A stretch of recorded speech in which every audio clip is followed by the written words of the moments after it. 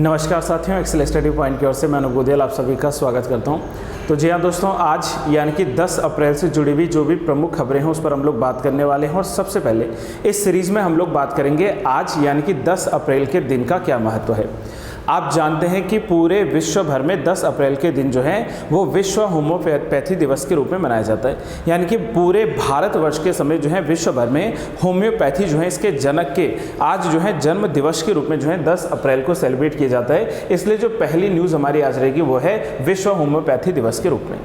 साथ में हम लोग बात करेंगे कि जो ब्रह्मांड का उत्पत्ति है, जो ब्रह्मांड का ओरिजिन है, उसको लेकर जो बिग बैंग सिद्धांत आया था, बिग बैंग थ्योरी आई थी, और उस थ्योरी के लिए जो हिग्स बोसॉन महाप्रयोग किया गया था वर्ष 2010 में, तो उस महाप्रयोग के जो जनक कहे जाते हैं, हिग्स बोसॉन कण को खोजने वाले जो जनक कहे जाते हैं, यानी कि जो पीटर हिग्स हैं, इनका जो है निधन हुआ है। 94 ईयर्स ऑफ एज में इनका निधन हुआ है। इसलिए जो है चर्चा में रहेगा हिग्स बोसॉन क्या है, या फिर बिग बैंग थ्योरी क्या है, या theories related to the origin of earth क्या है, उस पर हम लोग आज जो है चर्चा करने वाले हैं। साथ में बात करेंगे कि यूनाइटेड स्टेट्स ऑफ अमेरिका में चंद्रयान 3 जो है इसकी टीम को, इसरो का जो चंद्रयान 3 की टीम है, इसको जो है सम्मानित किया गया है। दुनिया में पहली बार जो है रिकॉर्ड तोड़ गर्मी को देखते हुए मार्च का जो महीना है, बीता जो मार्च का महीना है, वो पूरे विश्व में अभी तक का जो है सबसे गर्म महीने के रूप में दर्ज हुआ है। इस पर हम लोग बात करेंगे। साथ में नॉन परफॉर्मिंग एसेट यानी कि गैर निष्पादित परिसंपत्तियों के बारे में एनपीओ का भारत में क्या रिकॉर्ड है, इसके ऊपर जो है खबर आई है, इस पर हम लोग बात करेंगे। और 16वें वित्त आयोग के नए सदस्य के रूप में नियुक्त हुए हैं मनोज पांडा जी। ये नए सदस्य मैंने कहा है, न बल्कि नए अध्यक्ष, क्योंकि 16वें वित्त आयोग के अध्यक्ष के रूप में अरविंद पनगड़िया जी को आपने जो है याद रखना है। तो ये हमारे पास में जो है आज का कंटेंट है, जिस पर हम लोग जो है विस्तार में चर्चा करने वाले हैं। और मैं फिर आप लोगों से वही कहूँगा दोस्तों कि अगर आप लोगों ने अभी तक चैनल को सब्सक्राइब नहीं किया है तो आप लोग एक बार जाकर चैनल को सब्सक्राइब जरूर कर लीजिए, ताकि हर दिन की टाइम टू टाइम आपको नोटिफिकेशंस मिलते रहे।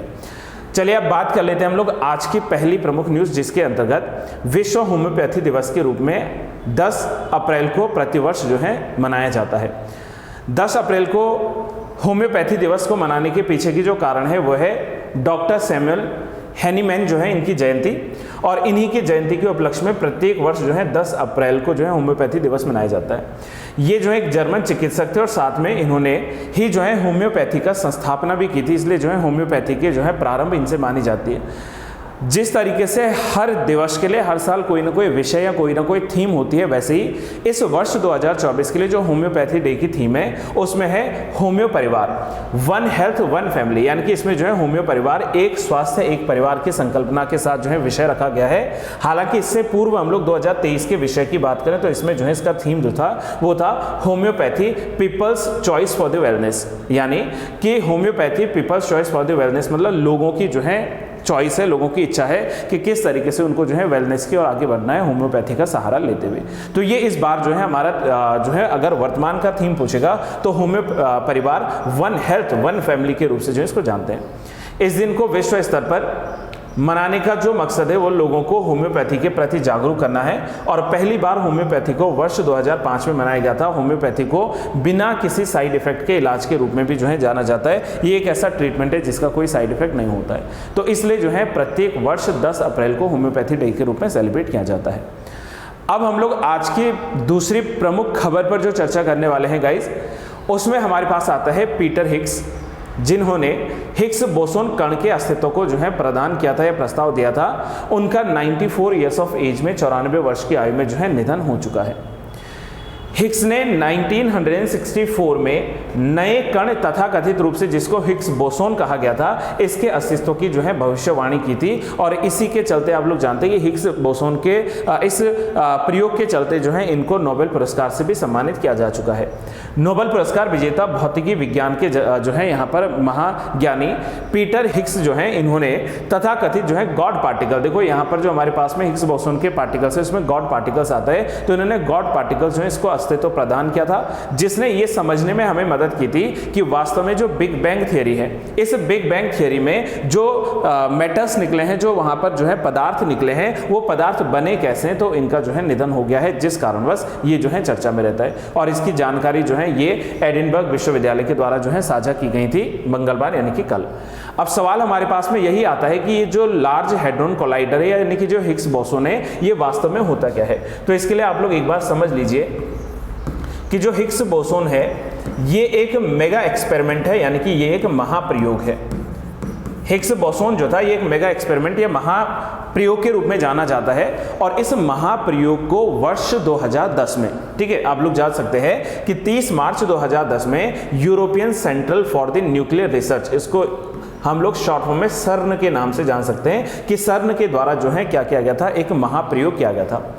इस महाप्रयोग के चलते जो है ब्रह्मांड के रहस्यों को जानने के लिए जो है कार्य शुरू हुआ था, जिसके चलते स्विट्जरलैंड जेनेवा के पास में जो है जो लार्ज हैड्रॉन कोलाइडर है, यहाँ पर लार्ज हैड्रॉन कोलाइडर के महाप्रयोग के चलते जो है स्विट्जरलैंड में पृथ्वी सतह से लगभग 100 फीट डीप यानी कि नीचे और लगभग 27 किलोमीटर लंबी एक सुरंग जो है, इसमें लार्ज हैड्रॉन कोलाइडर जो है इसका एक महाप्रयोग किया गया था, जिसमें जिस तरीके से बिग बैंग सिद्धांत ये कहता था कि जो क्रिएशन ऑफ यूनिवर्स है, यानी कि जो ब्रह्मांड का निर्माण हुआ है वो मिलियंस ऑफ ईयर्स पहले जो एक कह लीजिए कि टाइनी बॉल था, एक जो है क्या था, एक टाइनी बॉल था जिसमें बहुत ज़्यादा प्रेशर, बहुत ज़्यादा उसका टेम्परेचर है, ठीक है, लेकिन उसका अगर हम लोग आयतन की बात करें तो वो बहुत कम है, राइट। तो इसमें क्या हुआ, एक महाविस्फोट हुआ, और उस महाविस्फोट के कारण ही जो है वहाँ से पदार्थ निकले, वहाँ से एनर्जी निकली, वहाँ से टाइम निकला, और धीरे धीरे जब इसमें री एक्सप्लोजन्स होते रहे तो उन्हीं से जो है क्या हुआ, प्लैनेट्स का निर्माण हुआ, या उसी से जो है ब्रह्मांड का क्रिएशन हुआ, अर्थ का जो है निर्माण हुआ। तो इस महाप्रयोग को किया गया था वर्ष 2010 में, और इसी को जो है हम लोग नाम जानते हैं, दैट इज हिग्स बोसोन, या फिर जिसको हम लोग कह सकते हैं लार्ज हैड्रॉन कोलाइडर। तो इसके बारे में आप लोगों ने प्रारंभ में ये जो है जानकारी साझी करनी है।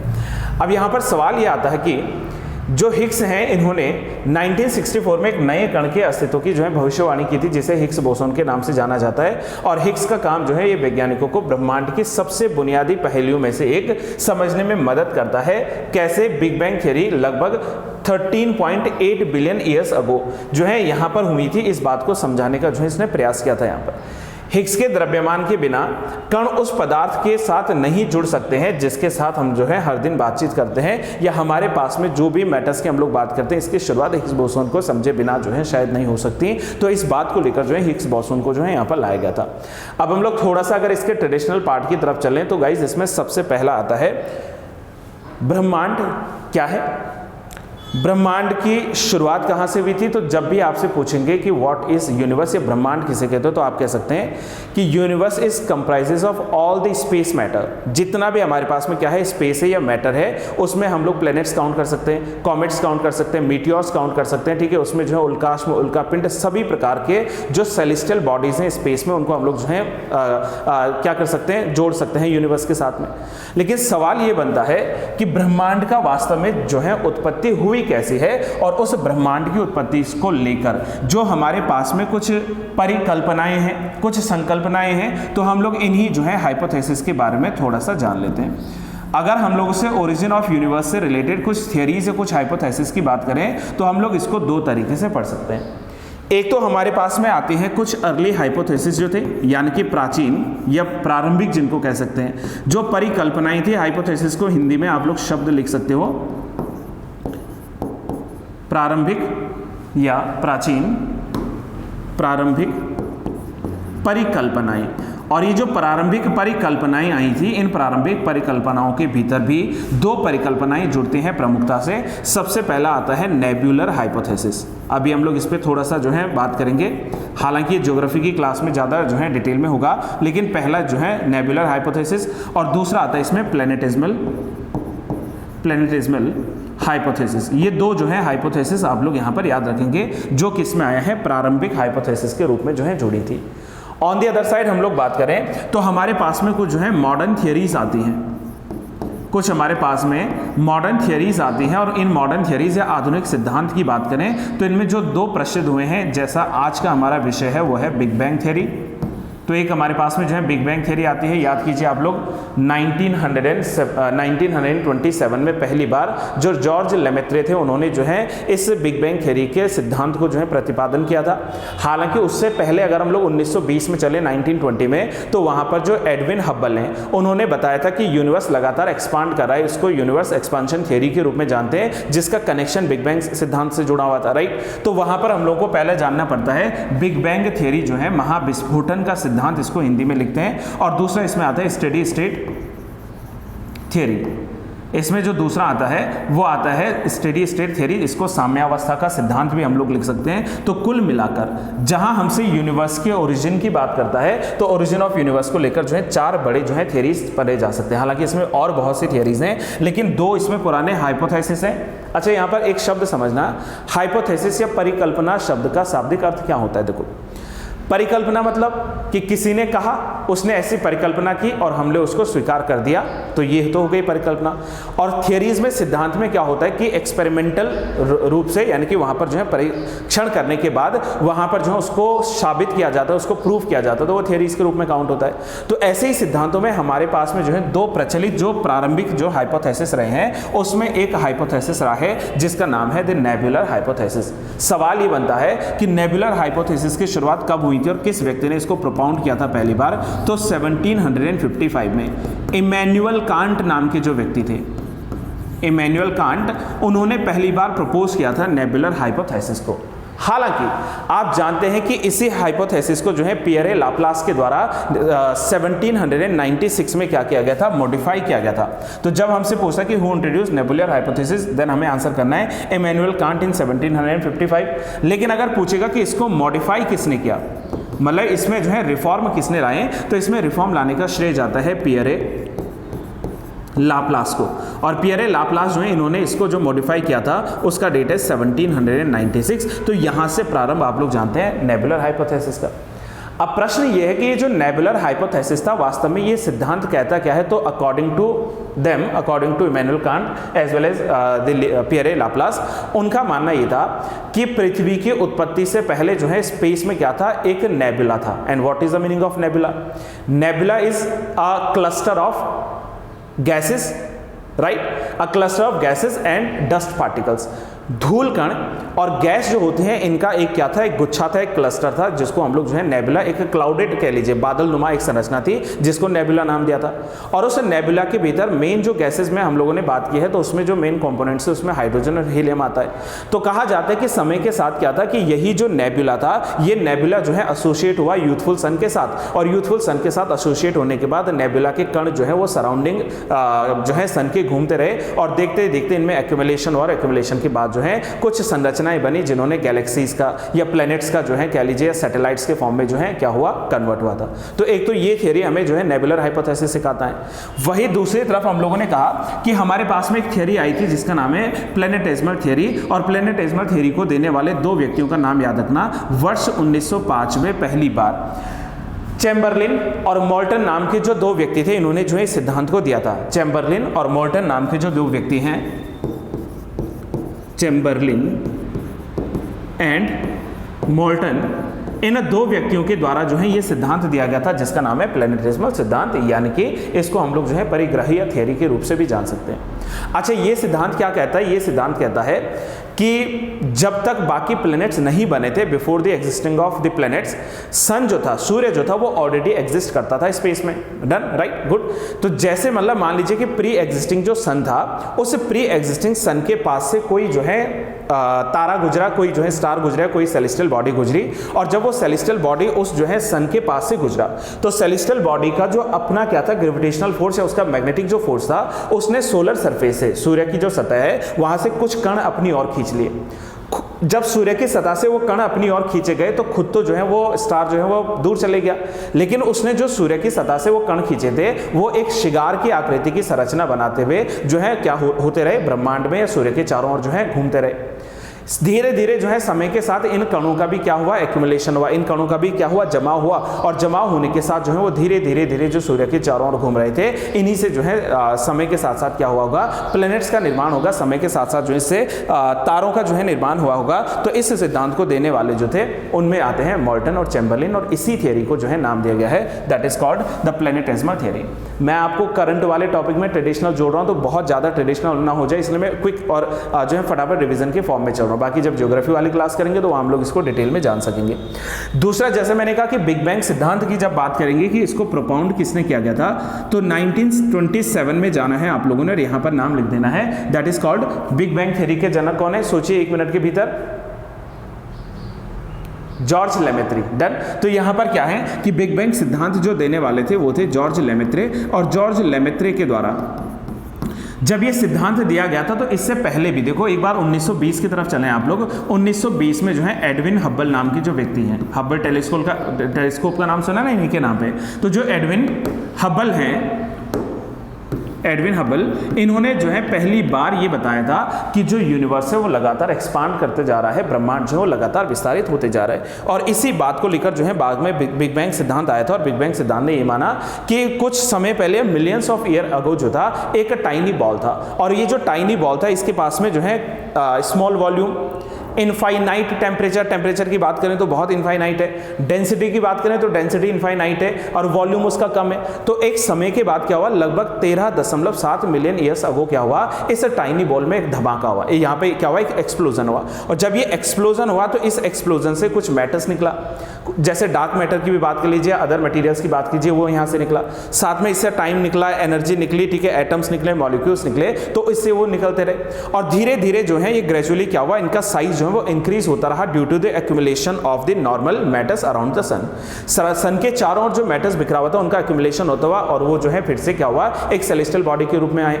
फिर उस बॉडी में धमाका हुआ, उससे कुछ अदर जो है सेलेस्टियल पार्ट्स बने, और ऐसे धमाकों के चलते जो है पहले गैलेक्सीज का निर्माण हुआ, स्टार्स का निर्माण हुआ, और जो है इन्हीं री एक्सप्लोजन्स के चलते जो है प्लैनेट्स का जो है निर्माण हुआ। ऐसा सिद्धांत जो पहली बार दिया गया था, उस सिद्धांत को नाम दिया गया है बिग बैंग थ्योरी। तो आप लोग जो है एक बार इस बिग बैंग थ्योरी सिद्धांत को भी समझ सकते हैं। और अंत में इसमें जो एक और सिद्धांत आते हैं, which is called the steady state theory, given by Thomas Gold, Hermann Bondi and sir जो है Fred Hoyle. Sir Fred Hoyle के द्वारा, हरमन बॉन्डी के द्वारा, और जो है थॉमस गोल्ड के द्वारा एक जो है कह लीजिए सिद्धांत दिया गया था, जिसका नाम था साम्यावस्था का सिद्धांत, या जो है स्टेडी स्टेट थ्योरी। और इनका मानना सिर्फ ये था कि जैसे जैसे ब्रह्मांड के आकार का जो है, या जैसे जैसे ब्रह्मांड का आकार बढ़ता है, वैसे वैसे उसमें मौजूद जितने भी कण हैं, जितने भी सेलेस्टियल बॉडीज हैं, उनका भी आकार बढ़ता चला जाता है। ऐसे सिद्धांत को जो है स्टेडी स्टेट थ्योरी के नाम से जाना गया था। तो ये ब्रह्मांड की उत्पत्ति से जुड़े हुए जो है कुछ प्रमुख यहाँ पर सिद्धांत भी आते हैं, जिसको हम लोगों ने जो है आज की पहली न्यूज़ के साथ कनेक्ट करते हुए जो है चला है। और मुझे उम्मीद ये है दोस्तों कि आप लोगों ने यहाँ तक की जो चीज़ें हैं उनको समझने का पूर्ण प्रयास किया होगा। अगला टॉपिक क्या था हमारे पास में कि इसरो की जो चंद्रयान 3 की टीम है, इसको अमेरिका में जो है सम्मान किया गया है। इंडियन स्पेस रिसर्च ऑर्गेनाइजेशन यानी कि भारतीय अंतरिक्ष अनुसंधान संगठन की चंद्रयान 3 जो है इसकी टीम को वर्ष 2024 का जो है जॉन एल जैक स्विगर्ट पुरस्कार से सम्मानित किया गया है। पुरस्कार का नाम याद रखिएगा, जॉन एल जैक स्विगर्ट जो है, ठीक है, क्योंकि यहाँ पर जो है पुरस्कार भी पूछ लेगा कौन सा पूछता है। यह सम्मान अमेरिका स्थित स्पेस फाउंडेशन का शीर्ष पुरस्कार है। स्पेस फाउंडेशन के द्वारा दिया जाने वाला सबसे बड़ा पुरस्कार है, और इसे जो है कोलोराडो में भारत के महावाणिज्य दूत की जो डीसी मंजुनाथ जी हैं, उन्होंने यहाँ पर जो है रिसीव किया है, इन्होंने जो है इसको ग्रहण किया है। स्पेस फाउंडेशन की बात करें तो स्पेस फाउंडेशन की स्थापना 1983 में हुई थी, और ये जो है जनवरी की शुरुआत में स्पेस फाउंडेशन की ओर से जो है जानकारी ऑलरेडी साझा की जा चुकी थी कि इसरो को जो है इस प्रकार से सम्मानित किया जाएगा। इससे पहले भी आप लोग जानते हैं कि भारतीय अदर जो हमारी स्पेस एजेंसीज हैं, वर्क जिन्होंने स्पेस साइंस के फील्ड में, क्या उनको ये सम्मान मिल चुका है। जैसे यहाँ पर हम लोग बात करें तो इससे पहले ये सम्मान जो है वो नासा के अंतर्गत, पहले समझिए, Ingenuity helicopter, inside Mars Cube, NASA Dawn और जो है कैसिनी को भी जो है प्रदान किया जा चुका है। और प्रेस रिलीज में जो है जो स्पेस फाउंडेशन के सीईओ हैं हीथर प्रिंगल, इन्होंने कहा है कि अंतरिक्ष में भारत का जो नेतृत्व है वो दुनिया के सबसे बड़े जो है प्रेरणा स्रोत देशों में से जो है एक आता है। तो ये तो हमारे पास में जो है करंट की न्यूज जुड़ती है। अब इससे हम लोग थोड़ा सा पार्ट जोड़ दें अगर ट्रेडिशनल वाला, तो भारतीय अंतरिक्ष अनुसंधान संगठन यानी कि जो इसरो है, इसके अगर हम लोग बात करें कि भूमिका क्या रही, इसकी शुरुआत क्या रही है, तो जैसे मैंने प्रीवियस वीडियो में भी इस पर डिस्कशन किया है। आप जानते हैं कि भारतीय अंतरिक्ष अनुसंधान संगठन जो है इसरो, ये भारत की अंतरिक्ष एजेंसी है, जो कि भारत देश के भीतर अंतरिक्ष से जुड़ी हुई जितनी भी रहस्यमयी बातें हैं, अंतरिक्ष से जुड़ा हुआ जो भी एक्टिविटीज हैं, उन एक्टिविटीज को जो है क्रियान्वित करता है, इंप्लीमेंटेशन करता है। इसरो अंतरिक्ष विभाग के अंतर्गत जो है काम करता है, और जब ये अपनी रिपोर्ट तैयार करता है तो अपनी रिपोर्ट जो है भारत के प्रधानमंत्री को जो है प्रस्तुत करता है। प्रारंभ में जब इसरो बना था तो इसको जो है हम लोग इनको स्पार्क के नाम से जानते थे, और इनको स्पार्क की स्थापना ये अंतरिक्ष अनुसंधान की आवश्यकताओं को समझने के लिए डॉक्टर विक्रम साराभाई जी के सुझाव के बाद परमाणु ऊर्जा विभाग यानी कि जो हमारे पास में डिपार्टमेंट ऑफ एटॉमिक एनर्जी है, इसके तहत जो है 1962 में जो है स्थापना की गई थी इनको स्पार्क के नाम से। इनको स्पार्क जो है इसको तमिलनाडु में Thumba equatorial rocket launching station से शुरू किया गया था, निर्मित किया गया था, और 21 नवंबर 1963 को 1963 को टर्ल्स ने जो है लॉन्च किया था अपना पहला जो है यहाँ पर रॉकेट, जिसका नाम था नाइक अपाचे। और नाइक अपाचे जो ये रॉकेट है, इस रॉकेट को जो है संयुक्त राज्य अमेरिका से जो है खरीदा गया था। तो ये तो इनको स्पार के अंतर्गत जो है किया गया कार्य था। अब इनको स्पार जो है इसी का नाम परिवर्तित करते हुए 15 अगस्त 1969 को जो है बेंगलुरु में मुख्यालय की स्थापना के साथ जो है इसरो की जो है शुरुआत भारतवर्ष में हुई थी, ये आपको जानना है। साथ में यदि बात करें कि चंद्रयान 3 जो है ये क्या है, तो चंद्रयान 3 को 14 जुलाई 2023 को सतीश धवन अंतरिक्ष केंद्र में, आप लोग जानते हैं श्रीहरिकोटा में, ठीक है, आंध्र प्रदेश में सतीश धवन जो अंतरिक्ष केंद्र है यहां से लॉन्च किया गया था। अंतरिक्ष यान जो है ये लगभग 5 अगस्त को चंद्रमा की कक्षा में जो है प्रवेश किया था और 23 अगस्त 2023 को इसने चंद्रमा के दक्षिणी ध्रुव के पास में जो है लैंड किया था, इसलिए हम लोग फर्स्ट लैंडर के रूप में इसको जानते हैं। और इससे जो है भारत अब चंद्रमा पर सफलतापूर्वक जो है उतरने वाला चौथा देश भी जो है बन चुका था। इसका जो है अगर आप लोग ये स्टेजेस में देखें, स्टेप्स में देखें, तो जो हमारे पास में चंद्रयान 3 है इसकी जो लॉन्चिंग डेट है यहाँ पर ये 14 जुलाई जो है यहाँ पर इसको जो है लॉन्च किया गया है, ठीक है, चंद्रयान 3 की हम लोग बात करें। साथ में जो है जुलाई 15 से लेकर 25 के बीच में जो है ये जो है कंप्लीट क्या करता रहा, अराउंड दी अर्थ ऑर्बिट जो है ये सराउंड करता रहा। इसका जो है रिवॉल्विंग पाथ चुना गया था। 1 अगस्त को जो है इसरो ने जो है इंजेक्ट कर लिया था स्पेस क्राफ्ट जो है इसको ट्रांसलूनार ऑर्बिट के रूप में। और 5 अगस्त को जैसे हम लोगों ने कहा कि चंद्रयान 3 जो था has been successfully inserted into the lunar orbit, तो उसको लूनार ऑर्बिट में जो है यहाँ पर क्या कर दिया गया था, सक्सेसफुली वहां पर ड्रॉप कर दिया गया था। इसके यदि हम लोग प्रोपल्शन मॉड्यूल की बात करें तो इसमें 2148 किलोग्राम का है। आप जानते हैं कि चंद्रयान 3 जो है 3 मॉड्यूल्स पे बना था। एक तो हमारे पास में क्या है, लैंडर मॉड्यूल है, दूसरा जो है रोवर मॉड्यूल है और तीसरा जो है प्रोपल्शन मॉड्यूल है। चंद्रयान 3 की हम लोग यदि बात करें तो इसको भेजा गया था किससे, LVM-3M4 व्हीकल्स के द्वारा, जिसकी हाइट लगभग जो है 43.5 मीटर्स के पास में थी, ठीक है। और साथ में ये जो रोवर है, मैंने कहा ना रोवर मॉड्यूल्स भी इसमें शामिल था, तो रोवर जो है इसको हम लोग ने 6 व्हील्ड रोबोटिक व्हीकल्स के रूप में जो है चंद्रमा की सतह पर जो है क्या किया था, उसको वहां पर जो है पहुंचाया था। तो ये आप लोग जो है चंद्रयान के बारे में थोड़ी जानकारी रख सकते हो। यदि हम लोग इसके प्रारंभ की तरफ चलें कि चंद्रयान मिशन जो है इसकी शुरुआत भारतवर्ष में हुई कब थी, तो चंद्रयान पहले का जो प्रयोग था वो वर्ष 2008 में हुआ था, जहां से जो है इसका उद्देश्य चंद्रमा की त्रिसमुद्री जो एटलस है इसको जो है मानचित्रण देना है और इसको PSLV C11 के द्वारा जो है भेजा गया था। चंद्रमा प्रथम ने जो है ये चंद्रमा की सतह पर पानी और हाइड्रोक्सिल का पता लगाया था, जिसके लिए जो है ये महत्वपूर्ण ढंग से जाना जाता है। और साथ में चंद्रमा 2 की बात करें, जिसको 22 जुलाई वर्ष 2019 को भारत ने चंद्रमा की ओर जो है भेजा था और अपने दूसरे कदम के रूप में जो इसको शुरू किया था, इसको जो है श्रीहरिकोटा से यानी कि सतीश धवन स्पेस सेंटर जो है वहां से इसको भेजा गया था। और इसके लिए जो लॉन्च व्हीकल था उसमें जो है SLV Mark 3M1 जो है इसके द्वारा इसको जो है लॉन्च किया गया था। चंद्रमा 2 में जो है एक ऑर्बिटर, एक लैंडर, एक रोवर जो है ये शामिल थे, जिसका लक्ष्य चंद्रमा के दक्षिण ध्रुव तक पहुंचना था। और इसका प्रक्षेपण यान जैसे हम लोगों ने कहा कि GSLV Mark 3M1 जो है इसके द्वारा इसको जो है भेजा गया था। तो ये चंद्रमा 2 के बारे में आप लोग जानकारी रख सकते हैं। एक और न्यूज़ की ओर आगे बढ़ते हुए देखें तो यूरोपीय मौसम विज्ञान एजेंसी ने एक रिपोर्ट साझा की और उसमें कहा है कि दुनिया में पहली बार मार्च जो है सबसे गर्म महीनों में जो है शामिल हो चुका है। और इस समय आप जानते हैं कि जो एक कंपनी है जिसको हम लोग CCS के नाम से या इसको जो है C3S भी लिखा जाता है, तो C3S का मतलब क्या है, that is Copernicus climate change service. Copernicus climate change service जो है यूनाइटेड संघ के भीतर, यूरोपियन संघ के भीतर, तो यूरोपीय संघ की इस जो है कंपनी ने दुनिया के पहली बार जो है मार्च महीने को सबसे गर्म महीने के रूप में जो है दर्ज किया है। अगर हम लोग बात करें मार्च महीने में जो औसत तापमान रहा है इस बार वो लगभग 14.14 डिग्री सेल्सियस तक रहा है, जो कि अब तक का सबसे ज़्यादा जो है। इससे पहले हालांकि हम लोग 2016 की बात करें तो 2016 में ये जो रिकॉर्ड था गर्मी का मार्च महीने में वो 14.04 था। अब ये 14.14 तक जो है बढ़कर हो चुका है।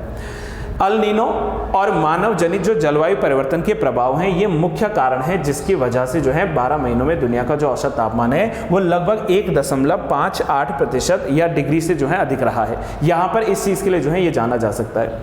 इस साल मार्च जो है वो पिछले वर्ष की मार्च के मुकाबले लगभग 0.1 डिग्री सेल्सियस तापमान में जो है अधिक रहा है। वर्ष 1850 से 1900 के बीच की बात करें तो मार्च के औसत तापमान की तुलना में लगभग 1.68 डिग्री जो है सेल्सियस तापमान का जो है अंतर रहा है। वर्ष 1850 से 1900 के बीच के समय के आप लोग जानते हैं, इसको जो है पूर्व औद्योगिक युग के रूप में जो है जाना जाता है। साथ में 12 महीनों में, 12 महीने मतलब क्या समझे, देखो 2023 से लेकर 2024 के बीच में जो फाइनेंशियल ईयर रहा है अप्रैल से लेकर मार्च तक का, इसमें अगर हम लोग बात करें तो सबसे गर्म समय की अवधि जो है वो इस बार जो है यहाँ पर काउंट की गई है।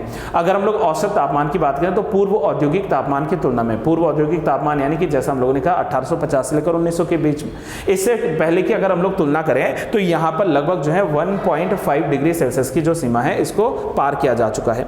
साथ में अगर हम लोग बात करें तो समुद्री सतह का तापमान जो है ये भी इस बार बढ़ा है। मार्च मंथ में बात करें तो वैश्विक समुद्री तापमान जो है ये औसतन लगभग 21.02 डिग्री जो है यहाँ पर रहा है। ये इसको हम लोग जो है जान सकते हैं, ये प्रमुख रूप से जो है चर्चा में रहता है।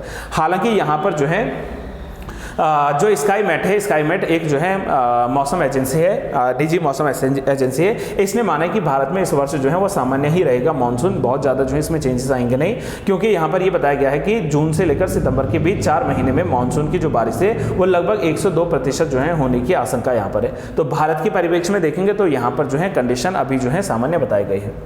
अगर हम लोग जो है इस गर्मी की बात करें कि क्यों इतनी गर्मी है, तो उसके पीछे सबसे बड़ा जो कारण आप लोगों ने बताया है वो आया है इसमें एल निनो जो इफेक्ट है। एक और न्यूज़ की ओर जल्दी से हम लोग आगे बढ़ते हुए देखते हैं कि बढ़ते हुए कर्ज के बावजूद जो है काबू में रहेगा जो है देश के भीतर का जो एनपीए है। आप जानते हैं कि वर्ष 2018 में देश का जो है एनपीए लगभग 11.5% के साथ जो है सर्वाधिक था। अगर हम लोग इसको क्विक रिवीजन के रूप में देखें तो 2011 से लेकर 2022 तक की जो रिपोर्ट है, मार्च 2022 तक की जो रिपोर्ट है, उसमें सर्वाधिक जो एनपीए काउंट हुआ है वो मार्च 2018 की हम लोग बात करें तो 2018 में जो है ये हुआ है। बावजूद इसके यहाँ पर जो है भारतीय बैंकिंग सेक्टर का जो एनपीए है वर्ष 2023 और 24 के भीतर ये जो है लगभग कितना रहने की उम्मीद थी, ये था 2.7%। मतलब जो लोगों ने बैंक से लोन लिया है उस लोन को जो है वापस चुकाने के लिए लोग जो है सक्रिय हुए, लोग जो है एक्टिव हुए हैं, ऐसा यहाँ पर जो है खबर आई है। 16% रही है कर्ज देने की रफ्तार 2023-24 में, लेकिन इसको जो है वापसी कहा है ना कि एनपीए में जो है वापसी जो बैंक को मिलेगा पैसा, तो ये बैंक को जो वापस पैसा मिल रहा है इसकी लगभग जो बताई गई है वो कितना है, वो है लगभग 7.2% के आसपास में। वित्तीय वर्ष 2023-24 की अंतिम तिमाही जो है खत्म हुई है, जिसमें बैंकों ने ये जो है आशंका जताई कि वहां पर लगभग 2.7% के जो है रेट से यहाँ पर बैंक को क्या हो सकती है, रिकवरी हो सकती है। इस बात को हम लोग यहाँ पर जान सकते हैं। अगर मैं क्विक रिवीजन के रूप में आपको बताऊं कि एनपीए क्या होता है, तो नॉन परफॉर्मिंग एसेट, यानी कि एक ऐसी परिसंपत्ति बैंक की जिसने अब परफॉर्म करना जो है बंद कर दिया, गैर निष्पादित जो है परिसंपत्ति के रूप में शामिल है। अक्सर होता है क्या है कि मान लीजिए कि किसी व्यक्ति ने या किसी फर्म ने जो है बैंक से लोन लिया, और बैंक से जब लोन लिया तो 90 दिनों की अवधि के भीतर बैंक को वह लोन यदि वो वापस नहीं चुका पाया है, वो इंडिविजुअल या वो कंपनी, तो उसको जो है सीधे सीधे एनपीए के अकाउंट में या एनपीए के खाते में शामिल कर दिया जाएगा। इसके ऊपर मैं प्रीवियस जो है वीडियो ऑलरेडी बना चुका हूँ, इसलिए मैं यहाँ पर थोड़ा जल्दी चल रहा हूँ। एक तो क्लास का भी टाइम हो गया है, तो इसलिए मुझे थोड़ा जल्दी करना पड़ रहा है चीज़, है ना। तो वहाँ पर वो एनपीए में काउंट हो जाएंगी, और वो जो एनपीए होगा, एनपीए भी जो है 3 प्रकार का होगा। एक सब स्टैंडर्ड एनपीए आएगा, एक डाउटफुल एनपीए आएगा, और एक जो है लास्ट में लॉस एसेट्स में आ जाएगा। जहां पर हमारे पास में सब स्टैंडर्ड एनपीए आते हैं, मतलब कि 90 दिनों की अवधि से लेकर 12 महीने के बीच में यदि जो है रिकवरी नहीं होती है बैंक की, तो वो सब स्टैंडर्ड जो है परिसंपत्ति में आता है। डाउटफुल या संदिग्ध परिसंपत्ति जिसको कहते हैं, यानी कि लगभग 12 महीने से, यानी कि 1 साल से लेकर 3 साल के भीतर अगर पैसे की रिकवरी नहीं हुई तो वो किस में आएगा, डाउटफुल में आएगा। और यदि 3 साल से ऊपर का समय हो गया तो बैंक उसको जो है लॉस असेट के रूप में जो है डाल देता है। तो कुल मिलाकर बैंक जो एनपीए होता है वो 3 प्रकार का होता है। इसके ऊपर मैंने प्रॉपर एक वीडियो बना रखी है, आप उसको जाकर जो है एक बार देख सकते हो। एक और खबर की ओर अगर हम लोग आगे बढ़ते हुए चलें तो इसमें बात करेंगे हम लोग अंत में, मनोज पांडा जो है ये 16वें वित्त आयोग के सदस्य के रूप में जो है नियुक्त हुए। इनको मैंने सदस्य क्या है, अध्यक्ष की बात नहीं की है। सरकार ने जो है इंस्टीट्यूट ऑफ इकोनॉमिक्स ग्रोथ के पूर्व निदेशक और अर्थशास्त्री जो है मनोज पांडा को 16वें वित्त आयोग का सदस्य नियुक्त कर दिया है। पांडे की नियुक्ति जो है वो अर्थ ग्लोबल के कार्यकारी निदेशक निरंजन जो है राजाध्यक्ष के द्वारा जो है आयोग में शामिल होने से असमर्थता व्यक्त करने के भी जो है बावजूद यहाँ पर हुई है। और आप लोग जानते हैं कि 16वें वित्त आयोग जिसने कार्य शुरू करना है कब से, 1 अप्रैल वर्ष 2026 से। 1 अप्रैल 2026 से आने वाले 5 वर्षों के लिए जो है कार्य करेंगे कौन, अरविंद पनगड़िया जी और उनकी जो वित्त आयोग की जो है टीम है। तो इस 16वें वित्त आयोग के द्वारा यहाँ पर जो है कार्य किया जाएगा। अभी वर्तमान में जो है 15वां वित्त आयोग जो है कार्य कर रहा है। फाइनेंशियल ईयर 2025 तक इनका कार्यकाल पूरा हो जाएगा, और जैसे 1 अप्रैल से समय आएगा तो 1 अप्रैल 26 से जो है 16वें वित्त आयोग को ड्यूटी मिल जाएगी। अभी 15वें वित्त आयोग के अध्यक्ष कौन है, ये आप लोगों ने मुझे कमेंट बॉक्स में बताना है। और आज के लिए बस मैं यहीं पर जो है समापन कर रहा हूँ इस क्लास का। मुझे उम्मीद है कि आप लोगों को जो है क्लास के बेसिक्स जो है कंसेप्ट वो समझ में आएंगे, और अगर आपको जो है ये बेसिक कंसेप्ट समझ में आते हैं तो आप लोग जो है वीडियो को लाइक ज़रूर कर लीजिए, वीडियो को शेयर जरूर करिए। और अगर आप लोग चैनल से जुड़े हो, अभी तक आपने चैनल को जो है सब्सक्राइब नहीं किया है गाइस, तो चैनल को सब्सक्राइब करना ना भूलें। Till then have a good day to all, thank you so much, keep learning and keep trying.